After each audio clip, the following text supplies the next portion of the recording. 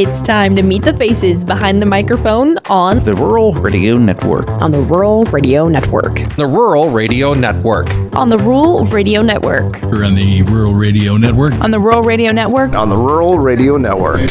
This team is excited to bring you trusted agriculture news, weather updates, and market reports to listeners all across the Midwest. So stay tuned for our latest segment on Meet the Broadcasters.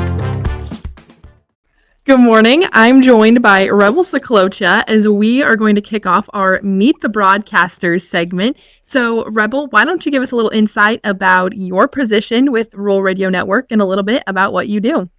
Absolutely, Jilly. Well, first off, thanks for having me.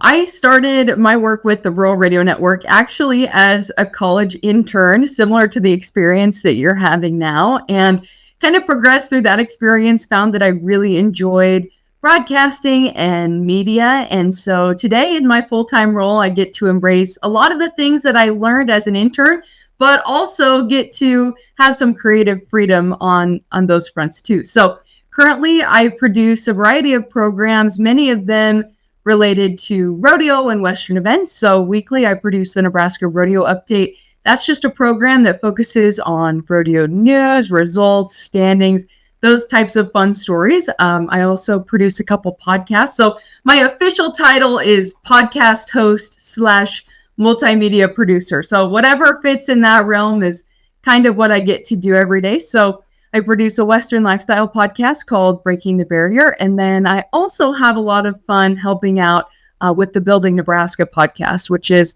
a collaborative effort between the Angler Entrepreneurship Program at UNL and, of course, Rural Radio. So those are a few fun projects that I get to have my hand in, but outside of that, I get to pitch in on the ag news side of things. Daily, I produce a livestock news segment and then just enjoy collaborating with everyone on the team on social media and any other events that need covered. So I have a pretty fun job and I'm really spoiled to be here with the company. That's great. And obviously you get to play to your strengths, hosting some of those segments. So let's take a step back, and if you could give us a little background about yourself and how that got you into the ag industry and also in broadcasting. Absolutely. So I grew up on a small farm and cow-calf operation in southwest Nebraska. My dad did custom hay grinding and my mom is a veterinarian. So was really exposed to lots of facets of agriculture. But I graduated with 7 students. That was counting the foreign exchange student, and decided that I wanted to expand my horizons a little bit and attended the University of Nebraska-Lincoln, where I got my degree in ag communications. So that was a great foundation, and then had some other formative experiences and internships along the way. Had the opportunity to serve as Miss Rodeo Nebraska in 2023, which I think was a fantastic experience for what I'm doing now. Broadcasting and doing rodeo news stuff. So it's been a really fun ride and really grateful to have a role that lets me lean into my strengths, as you mentioned. That's great. So focusing a little bit about your time at the university. So I'm also an ag communications major now.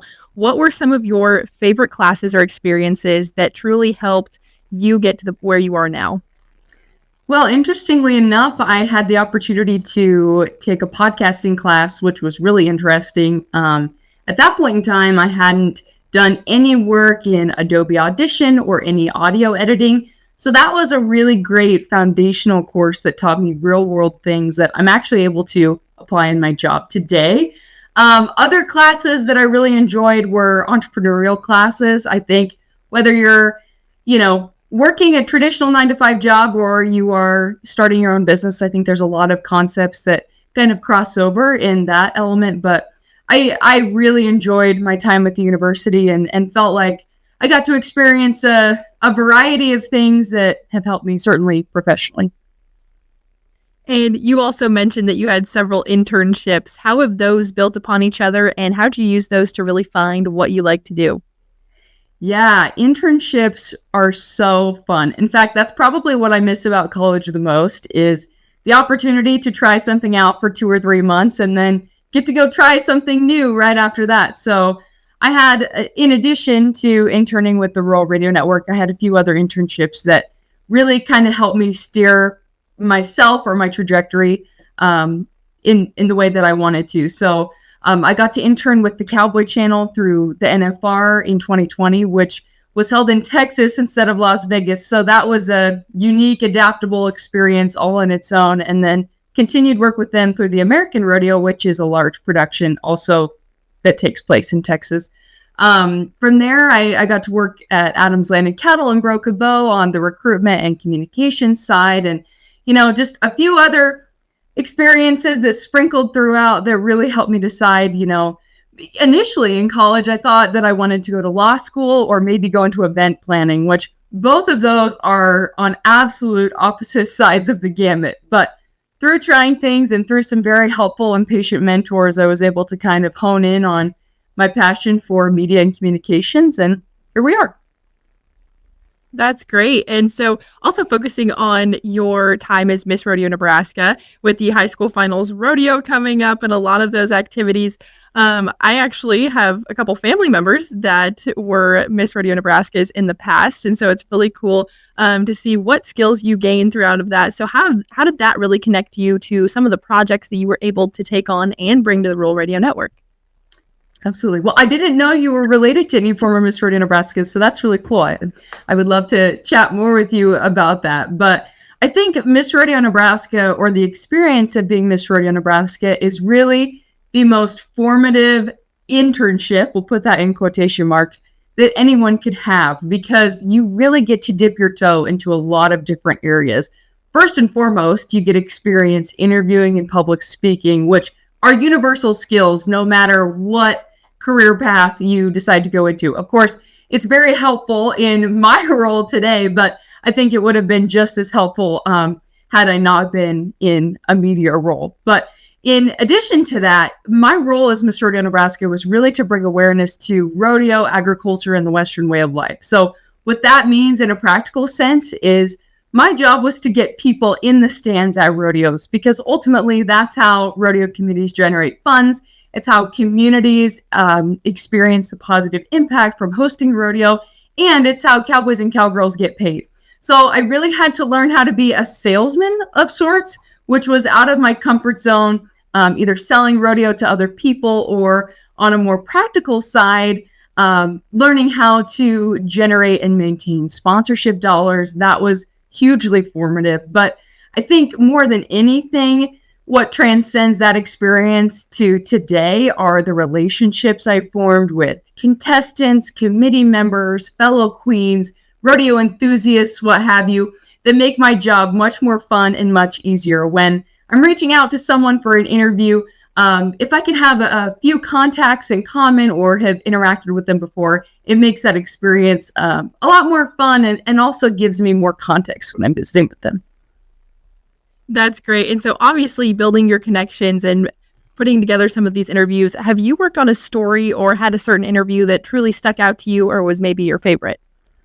That's tough. On the spot, I can't think of any one story that sticks out, but I will say this coming weekend is the Nebraska High School Finals Rodeo. And last year, or I guess in the last year and a half, is when we really started championing rodeo and Western event coverage on the Rural Radio Network. And last summer was the first time that we had a presence at the high school finals and interviewed every single state champion. So that's something that I'll get to repeat this weekend, actually. And these kids work so hard all year long. And so to be able to shine a light on that hard work and that accomplishment is really cool. So I think when it's all said and done, we will highlight 15 state champions at the end of the weekend. That's so awesome. And so, building upon your career, do you have any goals as you move forward? Oh, gosh. Well, I think what's interesting about, this being my first big kid job, we'll put that in quotation marks, is, the goalposts really are what you set for yourself. I'm lucky to have an employer that's supportive of my personal and professional growth. So goals would just be expanding on the projects that we've been working on, expanding the reach of podcast distribution. That's kind of a beast in itself. And, anything I can do to make myself a better communicator and a better asset to the team is something I'm certainly interested in. So I guess we'll see what that looks like moving forward. Awesome. So to round out our time, I also have some fun get to know you questions. So the first one is, if there was a TV show about your life, which actor would you want to play you? Oh, if there was a movie about my life? Yes. Well, something you need to know about me is I have maybe seen 10 movies in my lifetime. If you ask if I've seen a movie, the answer is probably no. So with that information, knowing my gamut of actors and actresses is smaller,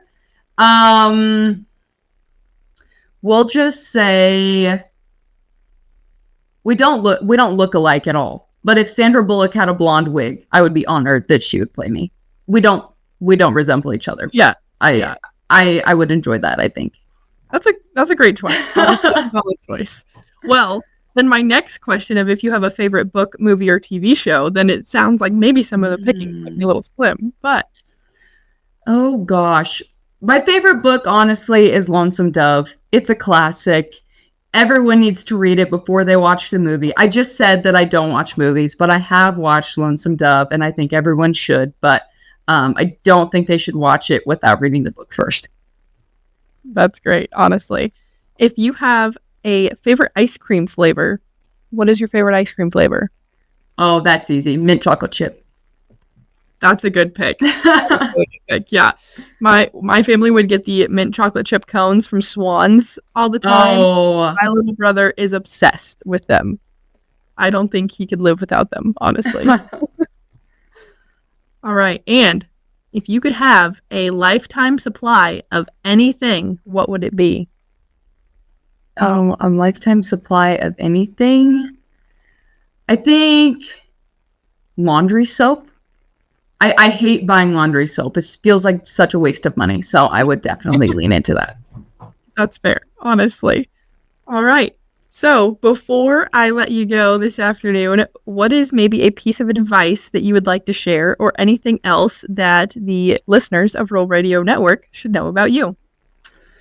I think my best piece of advice to pass along would be that accepting constructive criticism is an important skill. And if people are willing to give you honest feedback, that means that they care about your success. So you're not going to get better unless you address the things that you need to work on. And that's a critical piece of that. So I think that applies to people in any industry, and certainly have found that to be helpful in my own career.